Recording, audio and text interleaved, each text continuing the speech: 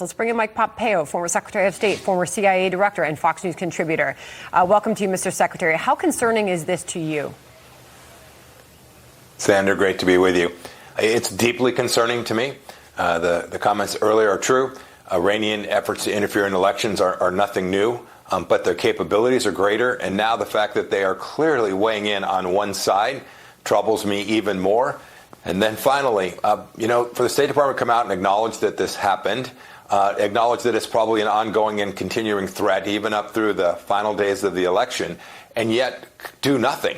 Continue to coddle the Iranians, continue to negotiate with them, put no price, no cost to them for what they've actually done, suggest somehow that they're not as troubled by that as you and I are. This is dangerous for our democracy when we have an outside country interfering and a government who is competing in the campaign in the terms of Vice President Harris, who has done nothing to tell the Iranians stop this and give them reason to do so. Yeah, and because, Mr. Secretary, to your point, for all of us who may hear the State Department weighing in on it there for the first time, to hear them say nothing new, concerning, yes, but not detail what the heck we're doing about it. What risk is there, Mr. Secretary, in doing nothing?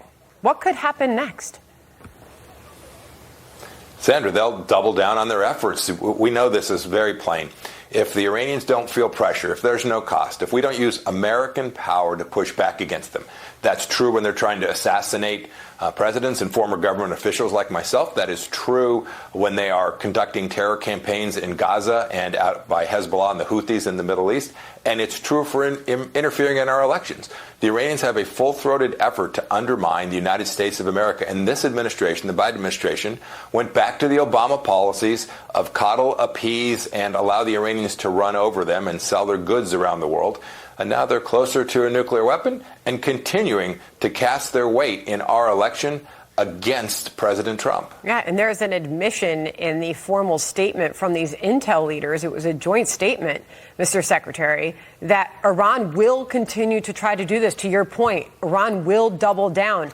Here's part of it. It reads in quote, Iranian malicious cyber actors have continued their efforts since June to send stolen, non-public material associated with former President Trump's campaign to U.S. media organizations.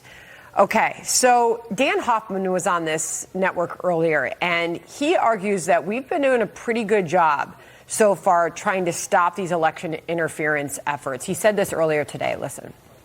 What they want is for Americans not to trust our own democracy. That's what Russia and China, North Korea and Iran are all fighting against. What scares those dictators the most is democracy. I think we've done a good job defending, countering, and not so much deterring, but defending ourselves against that onslaught. Do you agree with that, Mr. Secretary? So as a historical matter in years past, I think that's largely true. And we need to make sure we separate out trying to change vote tallies and do those kinds of things. I agree we have defended against that pretty well. But the capacity to influence, think about the last week or 10 days when lots of people are voting, when millions of people across America are voting. Who knows what they may do with the new tools available, artificial intelligence, all the deep fakes that we now know will be in the hands of an adversary as capable of the Iranians.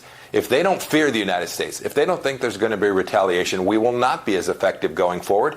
And there is real risk, not just bots and silly little ads and memes and X. I'm talking about serious interference, which actually could influence tens of thousands of votes in the states that matter most and actually have an impact on the outcome of this election. Not only the presidential election, Sandra, but I think about Senate and congressional races all across this country. The Iranians have a deep effort, and we've done virtually nothing to tell them stop this and impose cost in the event that they don't. Got it. Mr. Secretary, I want to move on to the latest attacks there in Lebanon. Hezbollah was hit with another wave of exploding devices. This time it was Hezbollah walkie-talkies. They blew up across Lebanon in a second wave of attacks. This is the Israel defense minister, as Israel is now signaling that it's moving toward more aggressive military action against the Lebanese militant group. Here's the Israeli defense minister in his own words. Listen.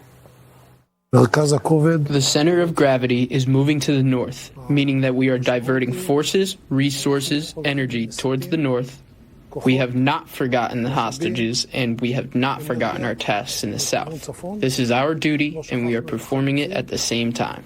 So tensions are obviously ratcheting up. Where do you see all of this going next? Yeah, Minister Gallant's got this right. By the way, these operations against Hezbollah in the north are targeted, effective, really good stuff for someone who's spent time reading history of supply chain interruptions. This is world class for sure. But second, I've said this for months and months and months. Everyone's had their eyes on the ball in Gaza. Fair enough. Hamas has to be destroyed. But the real challenge sits in Tehran, what we were just talking about on election interference. So the Israelis' efforts to go take down the threat from Hezbollah are real. They've got to get 100,000 of their own citizens back in their homes in the northern part of their country.